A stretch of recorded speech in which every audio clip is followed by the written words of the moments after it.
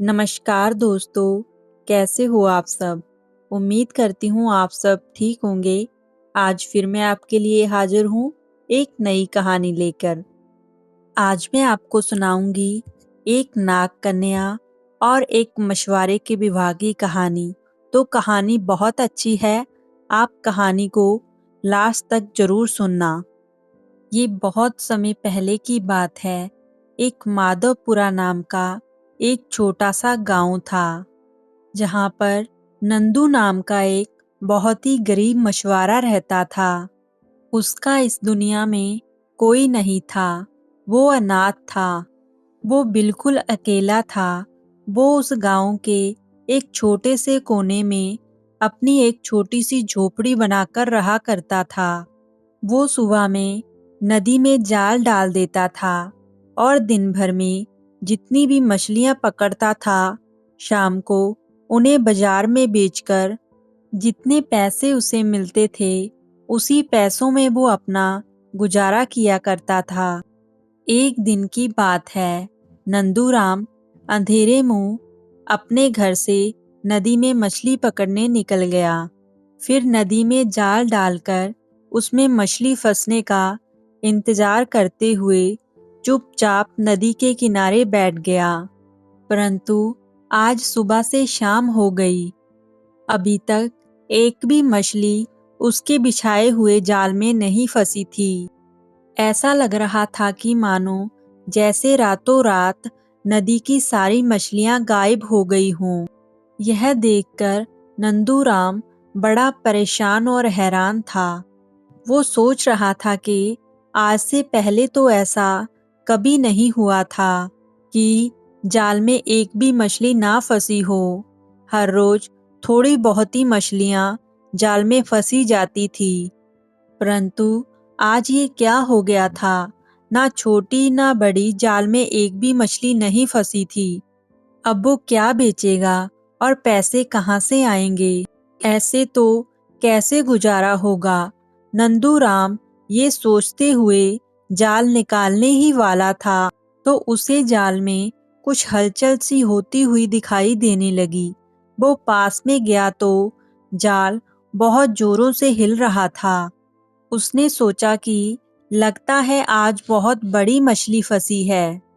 इसे बेचकर तो आज ढेर सारे पैसे मिलेंगे। आज मैंने सुबह से शाम तक इंतजार तो किया, परंतु कोई बात नहीं, एक बहुत बड़ी मछली तो फंसी।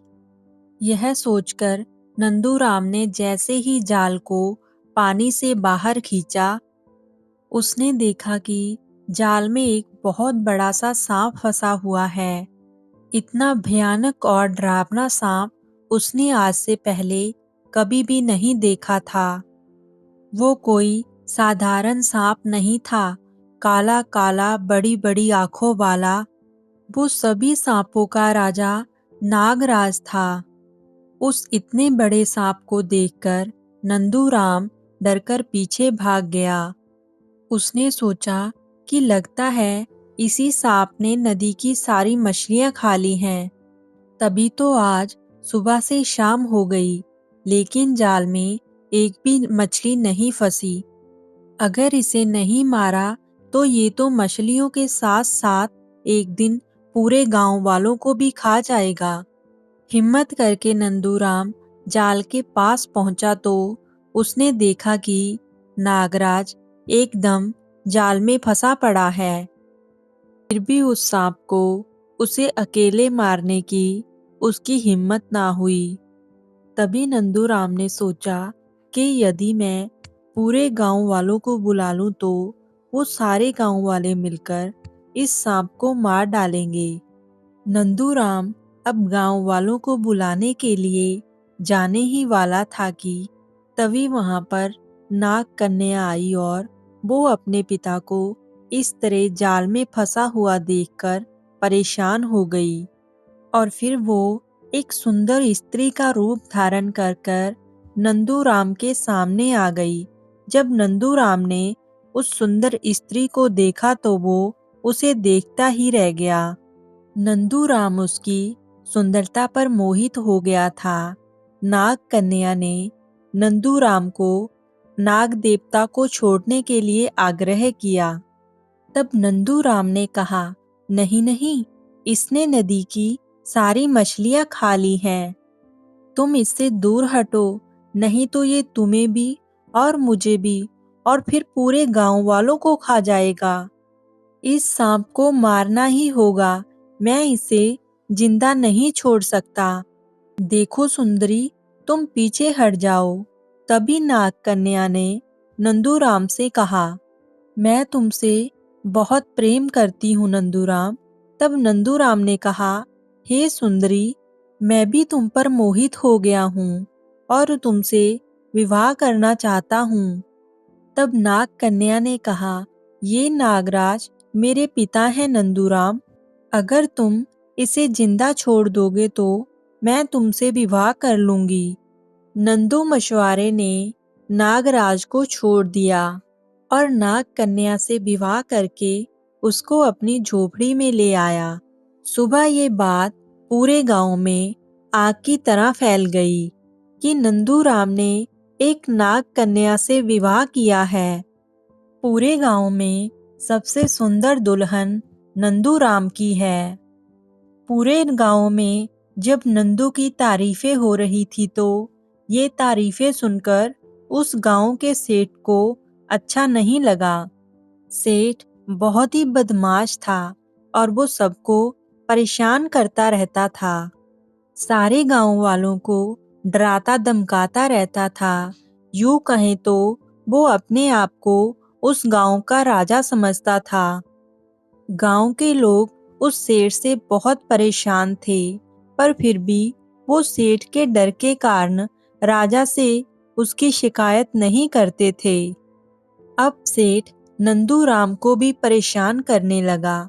सेठ ने नंदूराम से कहा, कल सुबह हम दोनों एक एक टोकरी नदी में बहाएंगे और जिसकी टोकरी नदी के बहाव की उल्टी दिशा में मुड़ जाएगी वो इस गांव में रहेगा और दूसरा वो गांव छोड़कर चला जाएगा।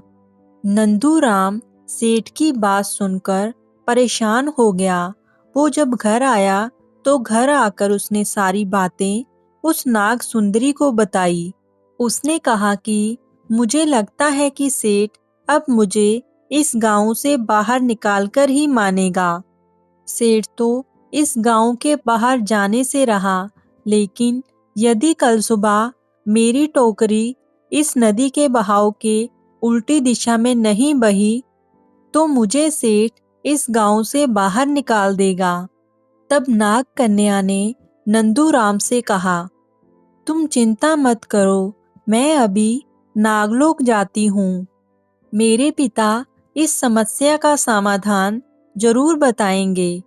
तब नाग सुंदरी नागलोक गई और वहां पर जाकर अपने पिता को सारी बातें बताईं।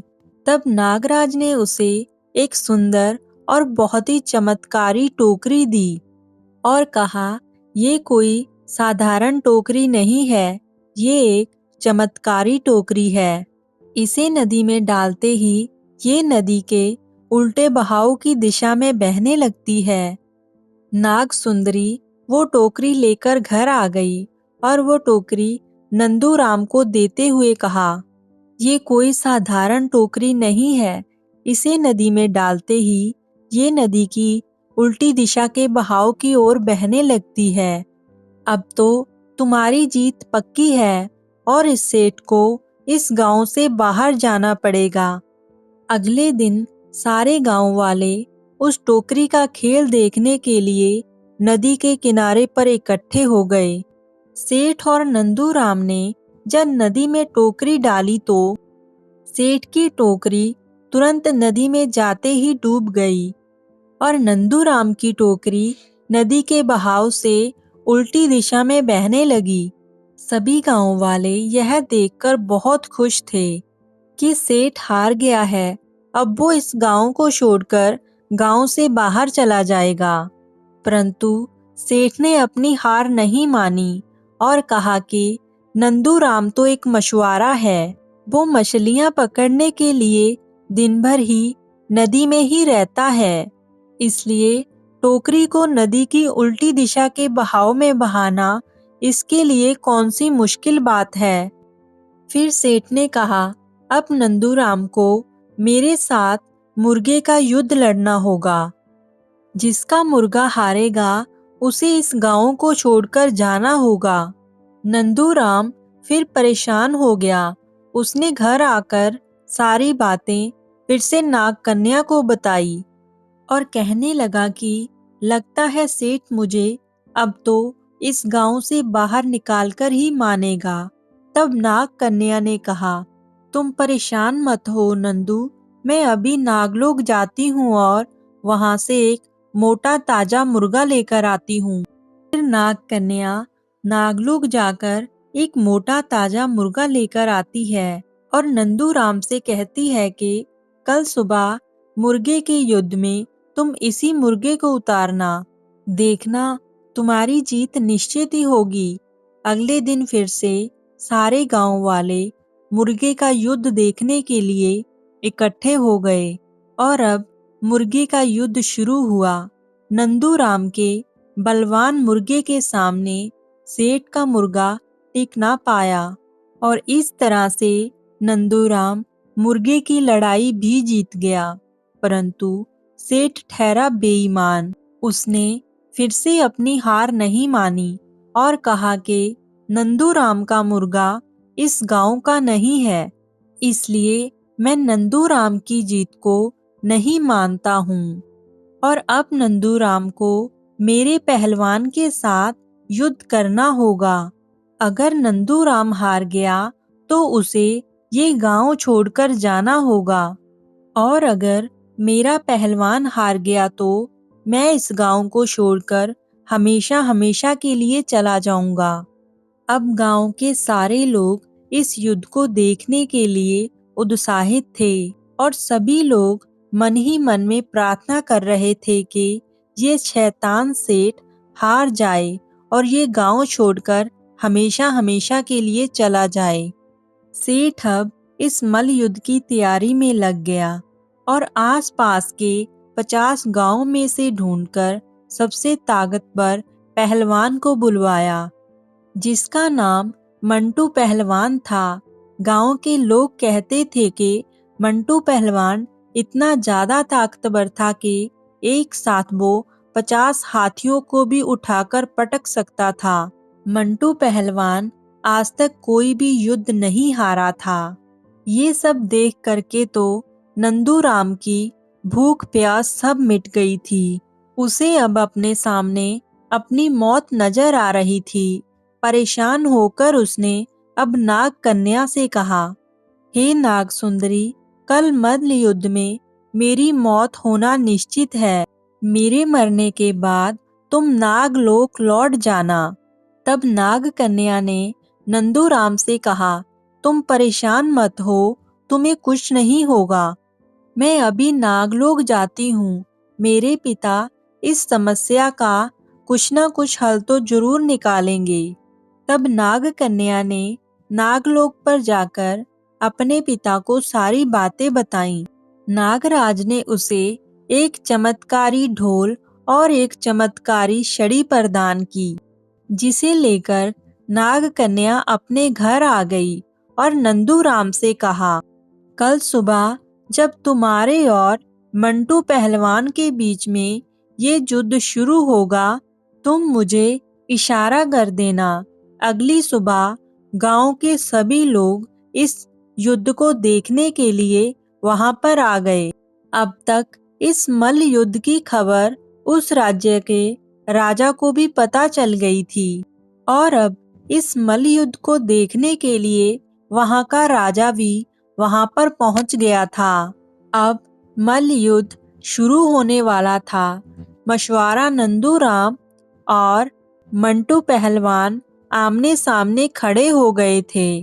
तभी नंदूराम ने नाग कन्या को इशारा कर दिया और नाग कन्या अपनी झोपड़ी में बैठी हुई जोर जोर से ढोल बजाने लगी। ढोल की आवाज सुनते ही मंटू पहलवान नाचने लगा। मंटू पहलवान की ये हरकत देखकर गांव के सभी लोग हंसने लगे। सुबह से शाम हो गई और मंटू पहलवान नाचता ही रहा। यह देखकर सेठ को शर्मिंदा होना पड़ा। राजा ने अब नंदू की जीत और मंटू पहलवान की हार घोषित कर दी थी। और इस बार बेईमान सेठ की एक ना चली और उसे पूरे गांव वालों के सामने और राजा के सामने अपनी हार माननी पड़ी और शर्त के मुताबिक अब वो गांव छोड़कर हमेशा हमेशा के लिए चला गया। उस शैतान सेठ के गांव छोड़ जाने के बाद वो मशवारा नंदूराम अपनी पत्नी के साथ उस गांव में खुशी खुशी रहने लगा और अब सभी गांव वाले सुख शांति से मिलजुल कर रहने लगे। दोस्तों, ये थी हमारी आज की कहानी। आपको कैसी लगी कमेंट में जरूर बताएं। फिर मिलेंगे नई कहानी के साथ। तब तक के लिए आप खुश रहें।